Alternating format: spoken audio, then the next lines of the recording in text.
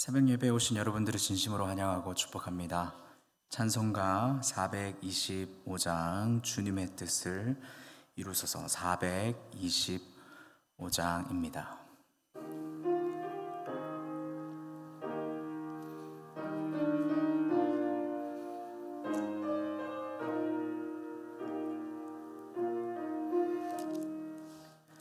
주님의 뜻을 이루소서. 고요한 중에 기다리니 진흙과 같은 날 빚으사 주님의 형상 만드소서. 주님의 뜻을 이루소서. 주님 발 앞에 엎드리니 나의 맘속을 살피시사 눈보다 희게 하옵소서. 주님의 뜻을 이루소서. 병들어 몸이 피곤할 때 권능의 손을 내게 펴사 강건케 하여 주옵소서. 주님의 뜻을 이루소서. 온전히 나를 주장하사 주님과 함께 동행함을 만민이 알게 하옵소서. 아멘. 오늘 시간 기도하실 때 찬양의 가사처럼 주님의 뜻을 이루어 주십시오. 주님의 형상을 만드시고 우리의 죄악을 눈보다 희게 하옵소서. 피곤한 몸과 병든 몸과 마음을 주님의 권능으로 강건케 하여 주시고 주님과 온전히 동행하게 해달라고 기도하십시다. 그리고 오늘은 수요일입니다. 사랑하고 축복하는 담임 목사님과 우리 부목사님들, 그리고 교회 장로님들, 권사님들, 안수 집사님들, 집사님, 그리고 리더분들을 위해서 기도하는 날입니다. 목회자들과 그 가정이 성령으로 충만하고 영적으로 강건하게 해달라고, 우리 장로님, 권사님, 안수 집사님과 집사님들이 지혜와 겸손으로 섬기게 해주시길, 모든 부서 리더들이 성령의 인도하심 속에서 기쁨으로 살아갈 수 있도록 이 시간 마음 모아서 주님 잡고 기도하십니다. 주님, 사랑의 주님, 은혜의 주님, 능력의 주님, 주님 감사합니다. 하나님, 오늘도 우리 모든 이 교회를 주님의 손에 올려드립니다. 하나님, 우리 무엇보다도 목회자들을 위해서 말씀의 깊이와 신선함이 날마다 부어지도록 주님의 은혜 베풀어 주시옵소서. 설교 시간마다 가르침의 강단의 시간 속에서 성령의 생기가 넘치도록 주님 인도하여 주시옵소서. 또한 가정과 자녀들에게 평안과 믿음이 있을 수 있도록 주님 계속해서 은혜로 채워주시고 함께하여 주시옵소서. 많은 영적인 전쟁들 속에서도 지치지 않고 하는 쉼과 회복이 늘 밤마다 은혜로 채워지게 하여 주시옵소서. 깊은 밤잠 가운데 하나님의 은혜와 능력을 체험하게 하여 주시옵소서. 성도 한 사람 한 사람을 품는 목자의 심령을 주시옵소서. 하나님, 또한 장로님들과 권사님들과 안수 집사님들, 집사님들, 교회를 향한 바른 분별력과 결단을 주시고 가정 안에서도 모험적인 신앙의 본이 되게 하시고 헌신의 기쁨을 누릴 수 있도록 하나님 성령으로 함께하여 주시옵소서. 모든 결정에서 겸손함과 일치된 마음을 가질 수 있도록 은혜 베풀어 주시옵소서. 특별히 우리 권사님들, 교회를 위해 눈물로 기도하는 중보의 자리를 잘 지켜나가고 다음 세대와 여성의 성도들을 따뜻하게 품는 어미의 사랑으로 지혜롭게 말하고 행동하는 삶의 본이 되도록 하나님 은혜 베풀어 주시옵소서. 하나님의 성령의 은혜를 간구합니다. 이 교회를 하나님의 전으로 우리 모두가 함께 잘 붙들어 나갈 수 있도록 주님 은혜 베풀어 주시옵소서.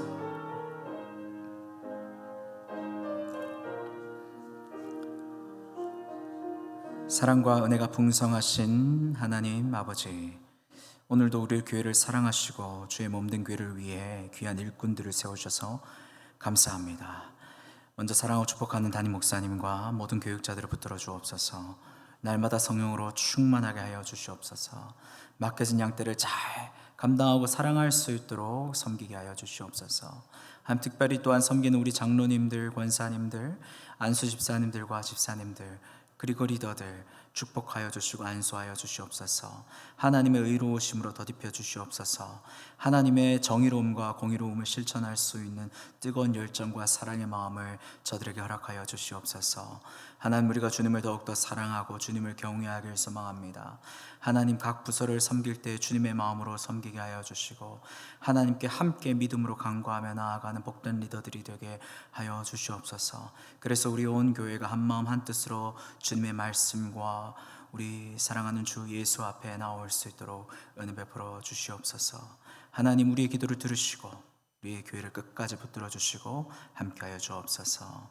감사드리며 우리 구주 예수님의 이름으로 기도드리옵나이다. 아멘. 오늘 말씀은 신명기 9장 1절에서 10절입니다.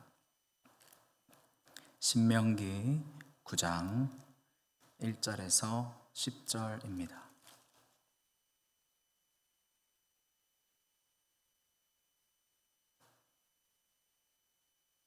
신명기 9장 1절에서 10절 한 절씩 교독하신 후에 10절 다 함께 합독하십니다.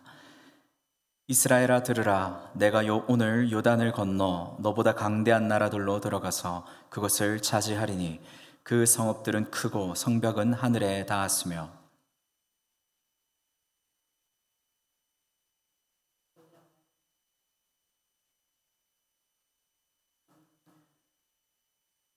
오늘 너는 알라. 내 하나님 여호와께서 맹렬한 불과 같이 내 앞에 나아가신즉 여호와께서 그들을 멸하사 내 앞에 엎드러지게 하시리니 여호와께서 내게 말씀하신 것 같이 너는 그들을 쫓아내며 속히 멸할 것이라.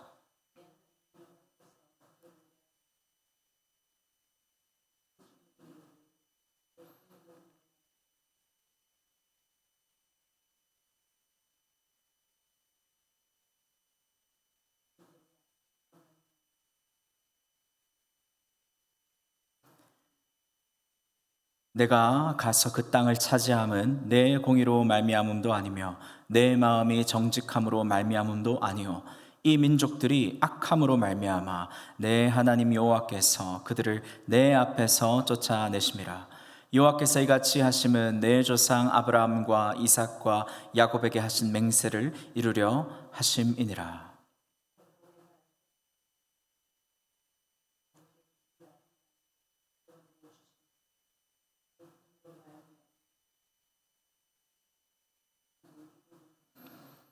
너는 광야에서 내 하나님 여호와를 경노하게 하던 일을 잊지 말고 기억하라.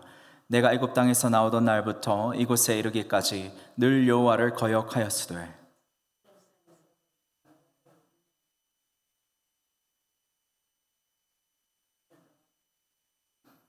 그때에 내가 돌판들 곧 여호와께서 너희와 세우신 언약의 돌판들을 받으려고 산에 올라가서 40주 40야를 산에 머물며 떡도 먹지 아니하고 물도 마시지 아니하였더니 그 돌판의 글은 하나님이 손으로 기록하신 것이요 너희의 총회의 날에 여호와께서 산상불 가운데서 너희에게 이르신 모든 말씀이니라. 아멘. 오늘 본문의 첫 마디가 쇠마 이스라엘아 들으라로 시작합니다. 신명기 6장과 동일한 패턴으로 시작합니다. 두 번째로 이처럼 이스라엘아 들으라 쇠마 이스라엘이라고 했을 때는 또한 새롭고 중요한 교훈이 모세로부터 나올 시점이라는 뜻입니다. 그렇다면 오늘 본문 9장에서 우리가 어떤 단어를 주목해서 봐야 하겠습니까? 과연 이스라엘이 청종해서 들어야 했던 교훈은 무엇이었을까요? 세 가지가 있는데요. 오늘은 그 두 가지를 나누려고 합니다. 첫 번째는 너가 강해서가 이기는 게 아니다. 내가 강해서 이기는 거다. 두 번째로는 네가 의로워서 이 땅을 받는 게 아니다. 내가 의롭기 때문에 이 땅을 주는 것이다. 그리고 세 번째로는 우리가 계속 신명기서를 반복해서 보면서 듣는 것이지만 봐라 너는 목이 뻣뻣한 백성일 뿐이다 라는 거예요. 우리 세 번째는 계속해서 우리가 보고 있었으니까 오늘은 첫 번째와 둘째에 집중해서 봤으면 좋겠습니다. 첫 번째로 너가 강해서 이기는 게 아니다. 내가 강해서 이기는 거다. 이제 이스라엘 출애굽 2세대가 요단강을 건너기 직전에 있습니다. 건너편에 그런데 누가 있었습니까? 아낙 자손들, 거인들이 있었죠. 나보다 강한 민족들입니다. 성경은 1절에 이렇게 기록합니다. 성벽은 하늘에 닿았다. 하늘이 안 보일 만큼 너무너무 그 성벽이 높고 거대한 것입니다. 그리고 그 안에 살았던 사람들은 거인이요 아낙 자손입니다. 아낙이라는 단어의 뜻은 목이 긴 사람들이라는 뜻입니다. 기골이 장대하며 주로 가나안 남쪽 산지에 거주하였다고 사사기에 기록하고 있습니다. 지금 이 거인들 앞에 출애굽 2세대가 두 번째로 선 것입니다. 처음이 아닙니다. 두 번째로 선 것이었어요. 40년 전 부모님들의 손을 잡고 저 거대한 성벽을 봤었습니다. 어렸을 때 무엇이 기억났었겠습니까? 굉장히 큰 성이 있네, 굉장히 큰 사람들이 있네, 혹은 아직 태어나지 않았던 2세들이었겠죠. 그리고 그때 당시 그들의 마음이 물처럼 녹아내려졌다고, 부모님들의 마음이요. 민수기 13장 28절과 33절은 또한 이처럼 기록합니다. 그러나 그 땅 거주민은 강하고 성읍은 견고하고 심히 클 뿐 아니라 거기서 아낙 자손을 보았으며 우리는 스스로 보기에도 메뚜기 같으니 그들이 보기에도 그와 같았을 것이니라. 여러분, 12정탐꾼은 자신들의 지파를 대표하는 우두머리였습니다. 10명 중 1명이 아니고요, 100명 중 1명도 아니고요, 1000명 중 1명, 10,000명 중 1명도 아니고요, 수십만에 1명 대표로 뽑힌 사람들입니다. 그들은 철저히 분석했습니다. 성벽이 너무 높군요. 견고합니다. 아낙 자손이라는 민족이 있습니다. 그들 앞에 우리는 얼마나 작으냐 하면 거의 메뚜기와 같습니다. 여러분들도 앞에 서보시면 그렇게 느낄 것입니다. 그 사람들이 우리를 봐도 똑같이 생각할 것이 틀림없다고 저는 확신합니다 라고 공유하였습니다. 정보를요. 문제는 무엇입니까? 그들은 믿음을 사용하지 않았다는 것입니다. 머리만 사용했다는 것이에요. 기도해보지도 않았고 그저 패배하였습니다. 하나님께 묻기도 전에 벌써 자신의 마음에 있는 두려움을 그 주변 사람들에게 퍼뜨린 것입니다. 과연 내가 저들을 쫓아낼 수 있을지, 자신의 전투 능력 없음을 세상과 비교했는 것이죠. 그들에게 약속의 땅이라고 말씀하셨던 하나님을 기억하진 않은 것입니다. 약속의 땅에 들어가기도 전에 마음이 다 빼앗겨 버렸어요. 그랬더니 하나님 어떻게 하셨습니까? 저희가 다 잘 압니다. 민수기 14장 33절과 34절. 너희는 그 땅을 정탐한 날 수인 40일의 하루를 1년으로 쳐서 그 40년간 너희의 죄악을 담당할지니 너희는 그제서야 내가 싫어하면 어떻게 되는지를 알리라. 하나님 무서운 분이시죠. 믿음 없이 정탐한 날 수인 40일의 하루를 1년으로 쳐서 다시 너희를 훈련시켜 줄게. 1년으로 쳐서 그 하루를 1년으로 계산해서 너희가 죄악을 감당해야만 한다. 여러분, 죄가 무엇입니까? 성경에서 말하는 죄는 관역을 빗나가다, 목표에서 벗어나다라는 뜻입니다. 그러니까 죄는 단순히 나쁜 행동들을 말하는 것이 아닙니다. 하나님이 결정했고 하나님이 주목하고 계신데 그 주목하고 결정했고 설계한 삶을 벗어나는 것이 죄라는 것입니다. 하나님은 하나님의 백성들에게 믿음이라는 것을 선물로 주셨고 그 믿음을 가지고 하나님을 바라보면서 걸어가라 하시는데, 아니요, 믿음이 아니야. 머리를 쓰면서 세상과 나를 비교하면서 이렇게 했다가 저렇게 했다가 왔다가 갔다가, 그것이 죄라는 것입니다.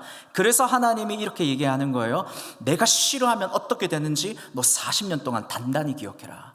반평생 동안 하나님이 싫어하는 것이 믿음이 없음이구나. 이 심플한 명제를 확인해야 했었다고요. 그러니 우리는 성경에서 말하는 것처럼 우리는 얼마나 목이 뻣뻣하고 고든 백성입니까? 40년 동안이나 하나님이 주목해야 된다 하셔야 할 만큼 견고하게 심판하셨다면요.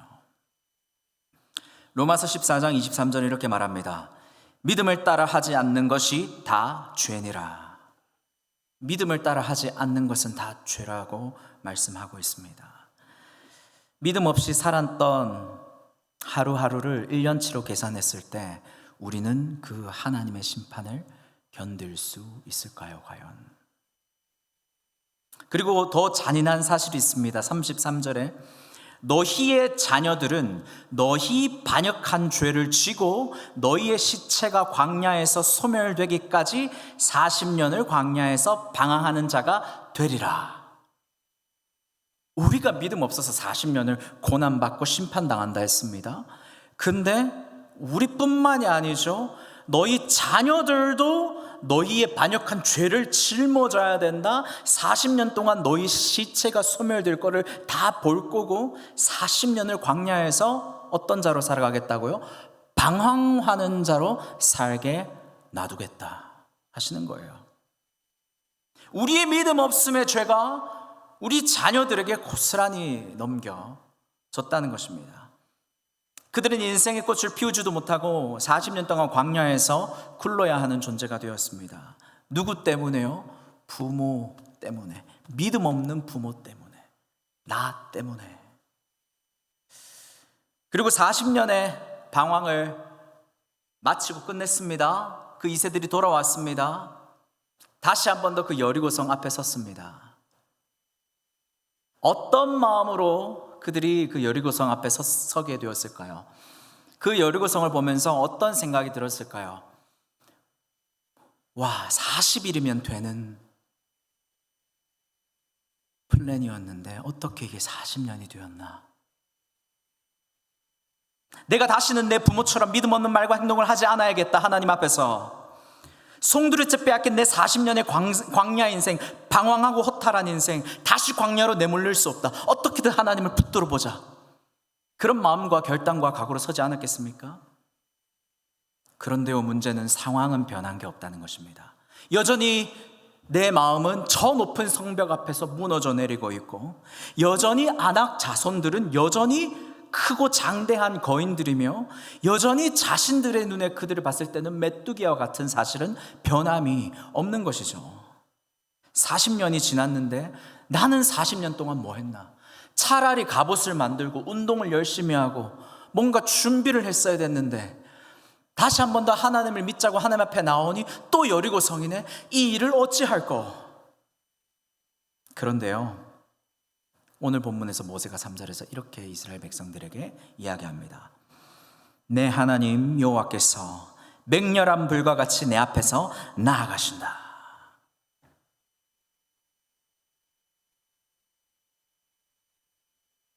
소망이 없고 답이 없어요. 상황이 변하지 않고, 아니요, 40년 동안이나 기도해왔는데 상황이 변하지 않았다고요. 여러분 생각해 보세요. 주님, 저 40년 동안 주님 앞에 헌신하며 기도했는데 상황이 하나도 안 변했어요. 이 일을 어찌 해야 합니까? 저 다시 광야로 들어가야 하나요? 저보고 지금 어떻게 싸우란 말입니까? 그때 말씀하시는 거예요.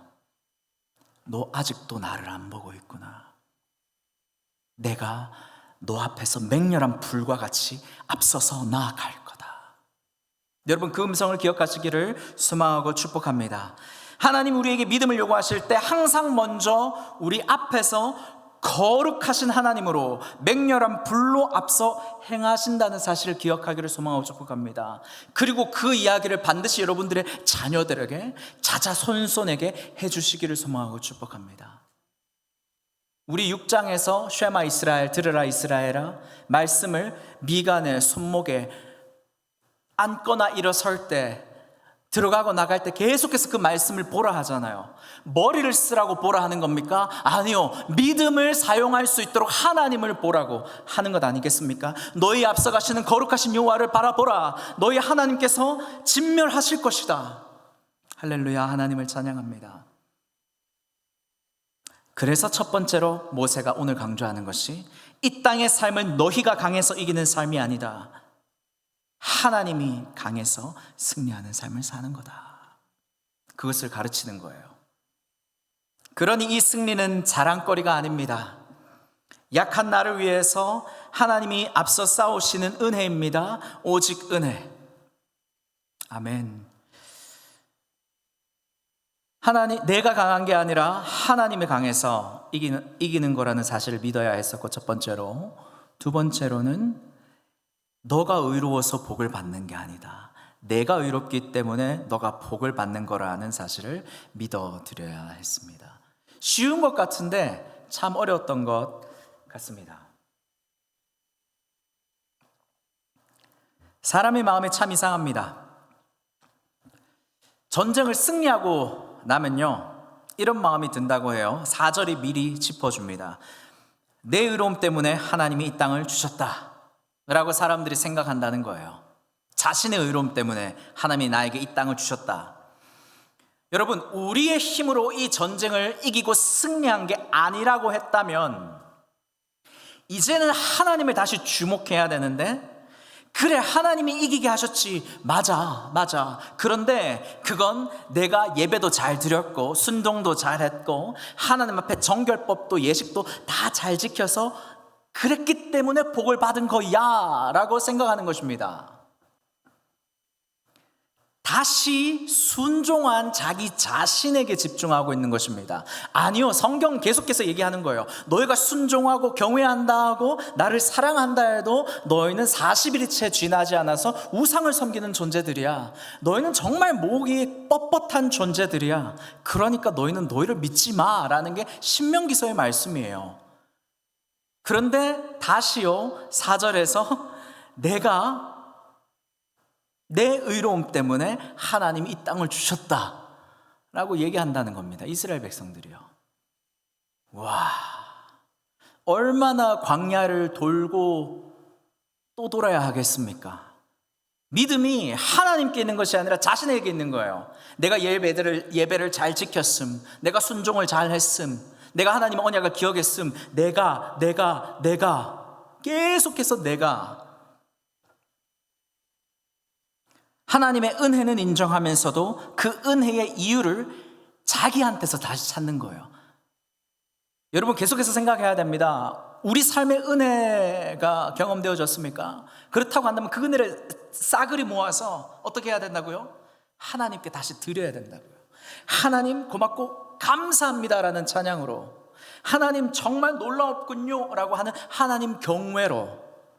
지금 우리 신명기사가 계속 그거를 얘기하고 있고, 또한 우리 수요 성서 연구에서 하고 있는 레위기서에서도 같은 얘기를 하고 있습니다. 얼마나 끈질긴 죄성입니까? 자기 고집, 자기 생각, 자기 중심적인 패턴이 깨지지 않는 거예요.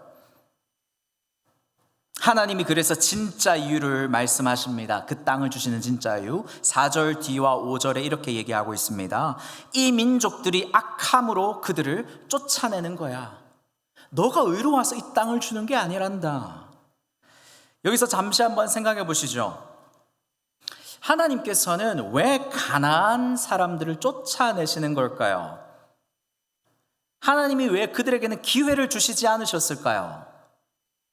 하나님이 왜 그들에게는 역사하지 않으셨을까요? 조금 악한 죄들을 저질렀다고 가나안 족속을 어린아이까지 다 진멸하라고 하신다면 하나님 정말 사랑의 하나님으로 보기가 어려울 것 같습니다 라는 생각들, 여전히 교회 안에서도 성도님들이 하시는 질문들입니다. 그런데요, 하나님은 그 죄악들을 분명히 짚고 넘어가야 됐다고 성경에 모두 기록하셨습니다. 그 죄악들이 그냥 단순한 죄악들이 아니었어요. 레위기 18장에 보면 자기 자식을 불에 태워 우상에게 바쳤습니다. 생명은 하나님께 있는 것 아닙니까? 근데 자기의 자식을 태워서 죽여서 우상에게 갖다 바친다고요. 가족끼리 몸을 섞고 짐승과도 몸을 섞는다고 레위기 18장의 이후에 등장합니다.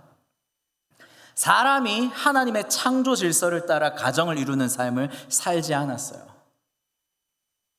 쾌락의 극락으로 치닫고 음란과 더러움의 극락으로 치닫은 것입니다. 누가요? 하나님의 피조물들이요. 그래서 레위기 18장 25절 하나님이 이렇게 말씀하십니다. 그 땅도 그들 때문에 더러워졌으므로 내가 그 악으로 말미암아 벌하고 그 땅도 스스로 그 주민들을 토하여 내느니라. 그 땅이 더러움을 못 견디고 토한다고 합니다. 이건 그저 한 민족을 없애는 게 아닙니다. 죄악으로 철저하게 물들어 버린 인류를 심판하시는 하나님의 전쟁, 거룩한 전쟁이요, 거룩한 심판인 것이죠. 그러면 왜 굳이 이스라엘로 처참한 피를 보는 전쟁을 해야 했을까요? 라고 생각한다면 이렇게 생각할 수 있을 것 같습니다.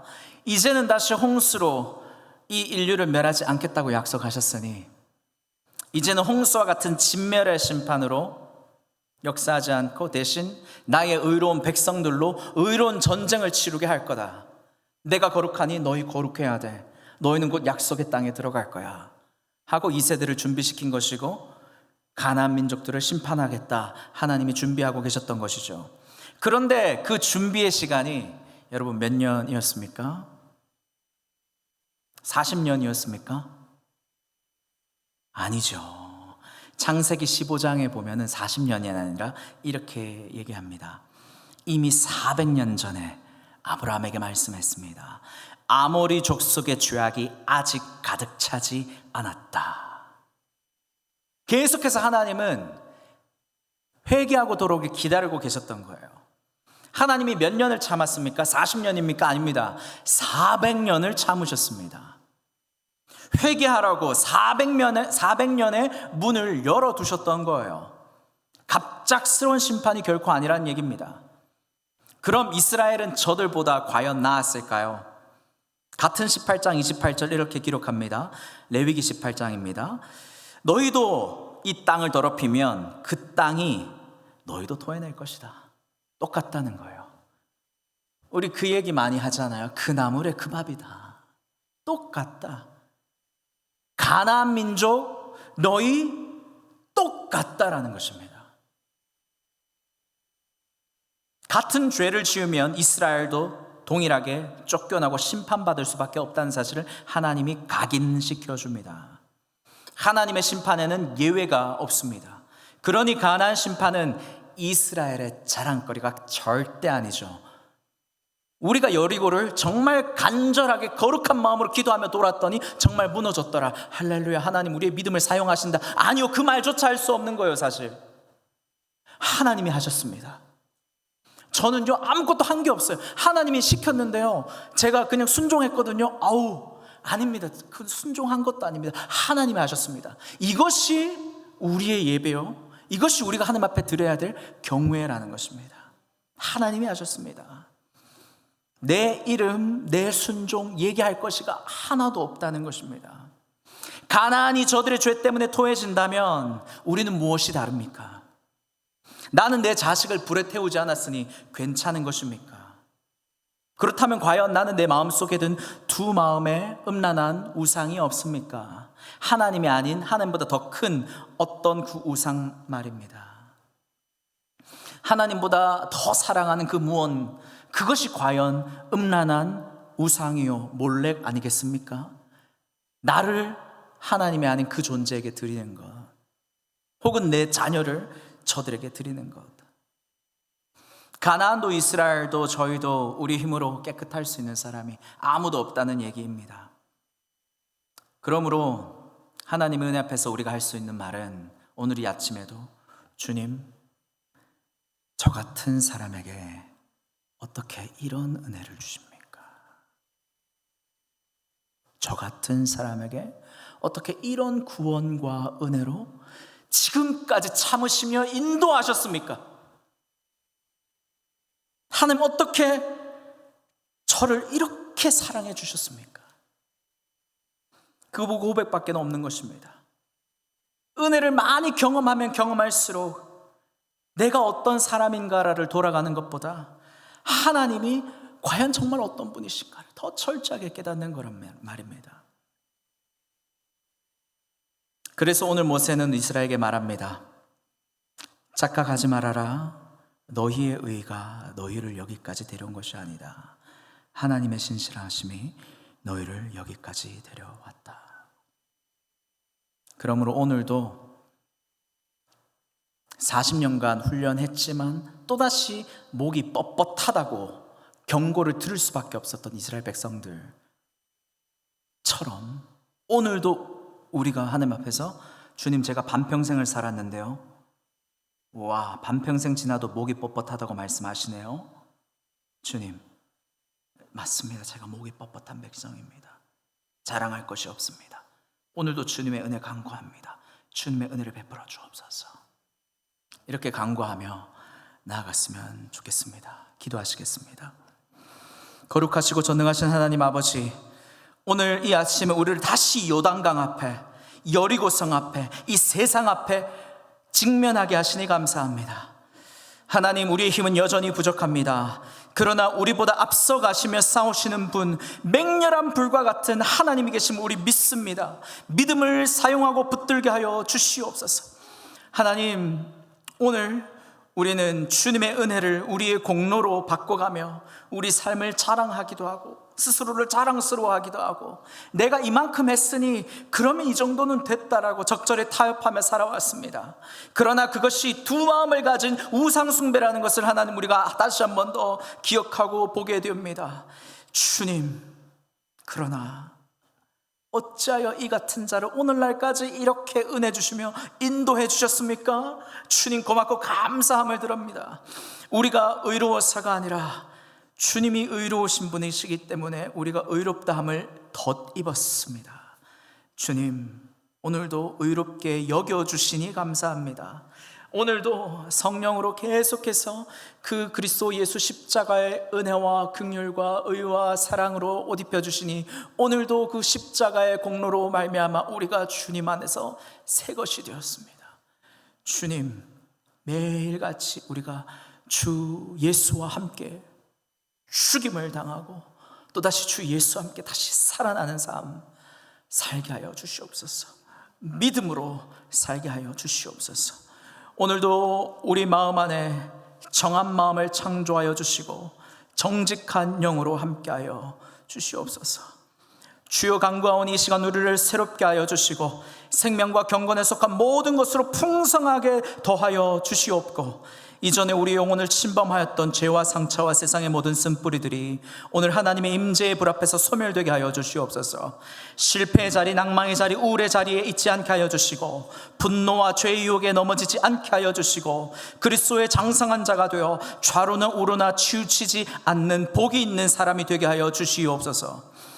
하늘의 하나님, 오늘도 급하게 병원 찾는 일 없도록 우리의 영과 육을 강건하게 지켜주시고, 특별히 영육의 질병으로 고통받는 주님의 백성들이 있습니다. 머리 위에 안수하시고 치유의 광선과 기름 부으심으로 함께하여 주시옵소서. 나사렛 예수의 이름으로 치유받고 고침받고 회복되고 찬양하며 한평생 우리 주 예수님만 간증하는 복된 인생 살게 하여 주시옵소서.